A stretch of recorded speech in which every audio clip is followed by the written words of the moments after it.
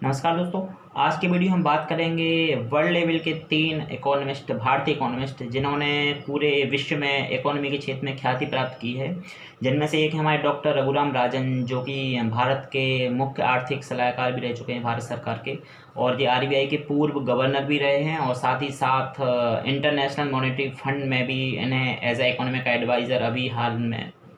Nominate किया गया है। दूसरे मिस्टर अमर्त्य सेन, जिनके लिए अर्थशास्त्र का नोबेल पुरस्कार मिला है। और तीसरे हैं अभिजीत बैनर्जी, जिन्हें हाल ही में नोबेल अवार्ड से नवाजा गया है अर्थशास्त्र के क्षेत्र में। तो ये तीनों हस्तियां पूरे वर्ल्ड लेवल पे इकोनॉमी के क्षेत्र में जानी जाती हैं। तो इन तीनों हस्तियों के द्वारा जो है कुछ सुझाव दिए गए हैं भारत सरकार के लिए इस कोरोना क्राइसिस के अंतर्गत। तो उन्होंने जो सुझाव दिए हैं उनमें पहला सुझाव ये है कि सरकार को उन लोगों के बारे में सोचना पड़ेगा जो कि जिनकी रोजी रोटी लॉकडाउन खत्म होने के बाद भी शुरू नहीं हो सकती है। अतः सरकार को किसानों के साथ साथ मजदूरों के बारे में भी सोचना चाहिए, और कैश बेनिफिट के तौर पर कम से कम 5,000 रुपये मज़दूरों के अकाउंट में डालने चाहिए। ये सब उन्होंने पूरा एक कैलकुलेशन करके, एनालिसिस करके ये डेटा दिया है कि कैसे भारत सरकार इन सब चीज़ों को मुहैया करा सकती है, क्योंकि कई लोगों की रोजी रोटी कोरोना क्राइसिस ख़त्म होने के बाद भी चालू नहीं हो सकती है। तो केवल किसानों के लिए दिया जाए ये मुनासिब नहीं होगा, और साथ ही साथ उनका कहना है कि जो मज़दूर हैं उनका ध्यान रखा जाए और कम से कम 5-5 हज़ार रुपये उनके अकाउंट में ट्रांसफ़र किए जाएं।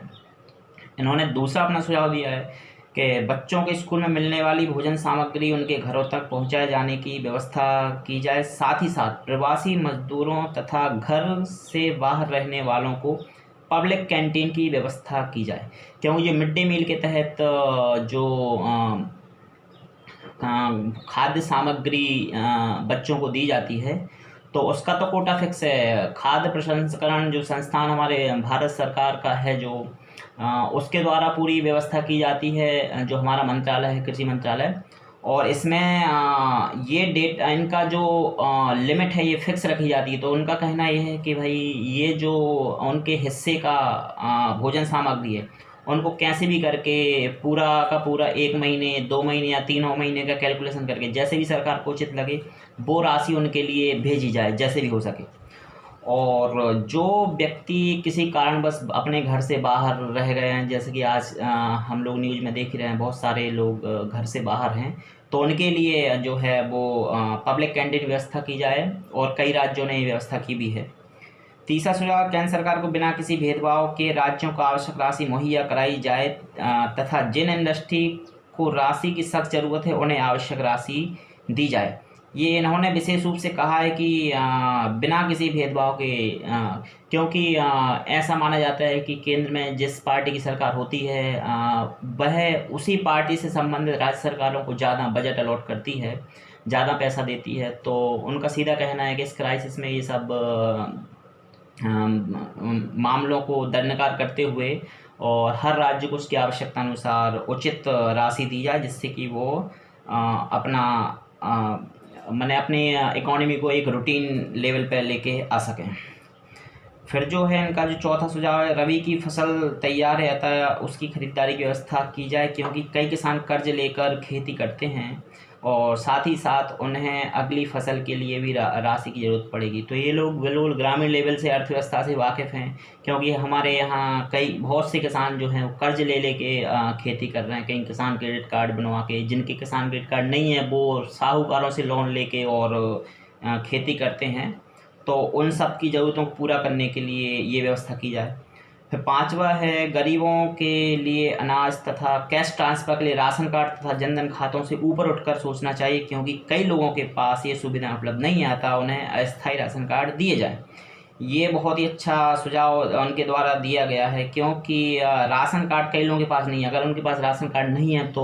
वो अनाज लेने में सक्षम नहीं होंगे। और साथ ही साथ जो कैश ट्रांसफ़र की जो स्कीम सरकार बोल रही है कि जिनके जनधन अकाउंट में के तहत खाते हैं उन्हीं को मिलेगा, तो कई लोगों के खाते ऑलरेडी खुले हुए थे, तो उन्होंने जनधन अकाउंट जनधन योजना के तहत खाते नहीं खुलवाए और बाकी वो गरीब हैं, तो उनके लिए भी राशि मुहैया कराई जाए। छठवां जो उनका पॉइंट है वो है कि सरकार ने जो अगले 3 महीनों के लिए 5 किलोग्राम प्रति व्यक्ति अनाज देने की घोषणा की है उसे बढ़ाकर 6 महीने किया जाए, क्योंकि इस लॉकडाउन का असर आने वाले कई महीनों तक रहेगा। तो एक बहुत ही विशेष एनालिसिस किया गया इन लोगों के द्वारा। जो सरकार ने 3 महीने के लिए 5 किलोग्राम अनाज प्रति व्यक्ति की घोषणा करी है, क्योंकि बहुत सारा अनाज फूड कॉरपोरेशन ऑफ इंडिया के पास पड़ा हुआ है, तो उनके हिसाब से इसको बढ़ाकर कम से कम इसकी अवधि को 6 महीने किया जाए, ये सुझाव उनके द्वारा दिया गया है। सातवां है, फूड कॉरपोरेशन ऑफ इंडिया के स्टॉक में भरे पड़े हुए इनके स्टॉक, और मार्च 2020 तक यह स्टॉक 7.7 करोड़ टन था, जो बफर स्टॉक से 3 गुना अधिक मात्रा में अनाज उपलब्ध कराया जा सकता है। उनका कहना है कि जो आप 5 किलोग्राम अनाज दे रहे हो प्रति व्यक्ति, क्योंकि जो कैलकुलेशन अभी 7.7 करोड़ टन, इतना जो अनाज है, अगर हम पूरे देश की पॉपुलेशन के हिसाब से कैलकुलेशन करें तो लगभग न्यू बॉर्न बेबी को भी अगर अपन एक हिसाब लगा के देखें तो लगभग 60 किलोग्राम अनाज प्रति व्यक्ति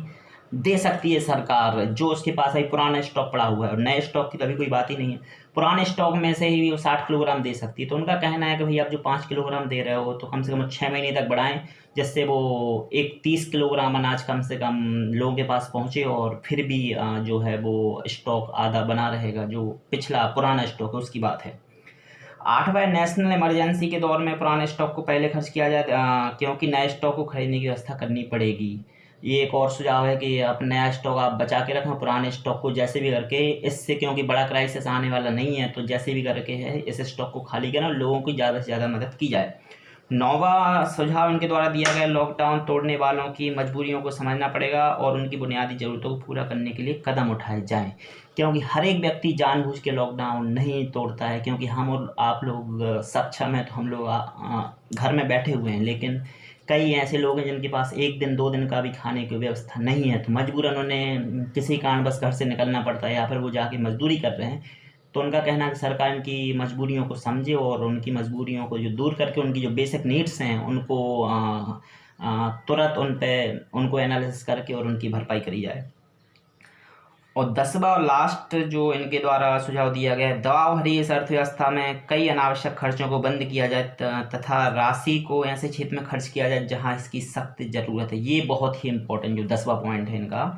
क्योंकि सरकार अभी भी कई अनाप शनाप खर्च किए जा रही है। अनाप शनाप खर्च से संबंधित, जैसे कि अभी हाल ही में मुद्दा उठा था कि देश की नई संसद के निर्माण के लिए 20,000 करोड़ का बजट। अब आप बताइए, इस स्थिति में अभी सरकार ने उस बजट को कैंसिल नहीं किया, और जो सिक्योरिटी पे भारी पैसा जाता है, जैसे राष्ट्रपति की सिक्योरिटी पे कई लाखों करोड़ों रुपए खर्च होते हैं, और अन्य मंत्रियों के लिए एक मंत्री की एक गाड़ी जा रही है तो साथ ही साथ 15 20 50 गाड़ियाँ उनके पीछे घूम रही हैं। तो ये जो लग्जेरियस लाइफ है उनसे छुटकारा पाया जाए, साथ ही साथ कई जो सरकारी खर्च हैं उनको भी कम किया जाए, और अनावश्यक खर्च, हर सेक्टर में अनावश्यक खर्च हैं सरकारों के, एडवर्टीजमेंट में भी लाखों करोड़ों रुपए बर्बाद कर दिए जाते हैं। तो उनका कहना है कि इस स्थिति में कम से कम जो अनावश्यक खर्च हैं उनको कम करके, और जो है ज़्यादा से ज़्यादा ऐसे काम किए जाएँ जो लोगों के वेलफेयर के लिए रहे हैं। तो ये सब 10 सुझाव उनके द्वारा दिए गए हैं। तो आप लोग इन इकोनॉमिस्ट के बारे में क्या सोचते हैं, और इनके जो सुझाव हैं उनके कितने सुझावों से आप लोग सहमत हैं, तो प्लीज़ कमेंट करके आप लोग जो है वो कमेंट बॉक्स में इसके लिए लिखें। और इन सुझावों के लिए देखते हैं कि सरकार से जो इन लोगों के द्वारा ये बातें बोली गई हैं, सरकार उनके लिए कितने जल्दी और कितने ज़्यादा से ज़्यादा इनके सुझावों को मानती है। Thank you.